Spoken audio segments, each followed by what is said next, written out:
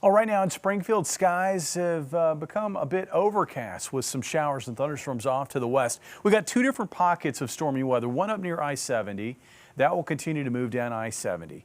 The other pocket is located in southwest Missouri, and that is with a severe thunderstorm making its way now into northeastern Newton County out of Jasper County. And you can see we've had this one lone thunderstorm out ahead of it that is making its way now into southwestern Greene County. It looks like that will track pretty close to Halltown, and if it holds together, would move into Springfield maybe over the next half hour, 45 minutes. But of greater concern certainly is this severe thunderstorm, which continues to track southeast at about 15 miles per hour. It looks like it will hold together long enough to get into the Monette area. The question is whether or not it will still be severe, because it is weakening now. Our hail core is getting smaller and getting weaker. We're seeing less lightning strikes. Also, the tops of this thunderstorm are starting to come down a little bit. So all of that points in the general direction of weakening. Still producing some hail, though, here southeast of Fidelity, maybe as large as, say, nickel to possibly approaching quarter size. And this hail core will continue to track southeast with the storm. Now, this storm has produced a lot of hail up to half-dollar size, in fact, stretching from north of Joplin across Oronogo back into the Pittsburgh area and points west when it got going earlier this evening. It is what we call a supercell thunderstorm, but again, it looks now to be weakening. So what got all this going? Well, we had a pocket of upper level energy which was making its way across eastern Kansas into western Missouri, which is where it is right now.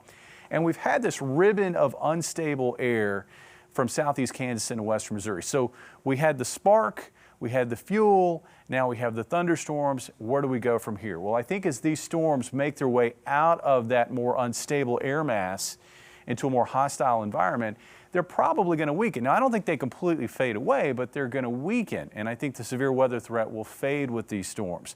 But the risk for showers, thunderstorms, lightning, locally heavy rain, gusty winds, and small hail is certainly going to be there with any storms overnight tonight. So looking ahead to the rest of the night, again, most of the thunderstorm activity will be up near I-70. It'll track towards St. Louis. Further south, there's probably going to be some isolated activity that will also track off to the east. After 3 o'clock in the morning, I think that threat for any rain moves out.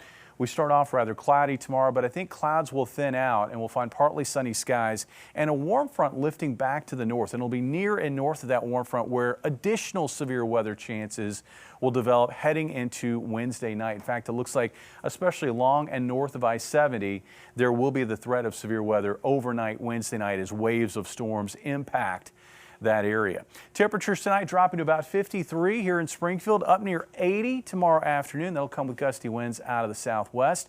The record high in Springfield is 82.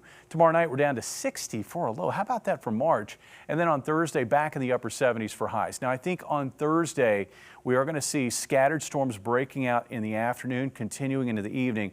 I am more concerned about Thursday afternoon into Thursday night for a widespread round of strong to severe storms impacting the area. Probably the first of this kind of stormy weather that we've seen so far in 2024. After Thursday, things quiet down, cool off over the weekend, and then actually turn cold as we get into early next week with highs in the 40s on Monday. And if you're like me and you've got outdoor plants that you brought indoors for the winter, and now they're back outdoors because it's warm, you're going to have to bring them back indoors because we're going to have lows, I think, maybe in the low to mid 20s by Tuesday morning of next week. All right, good to know. Thank you, Jamie.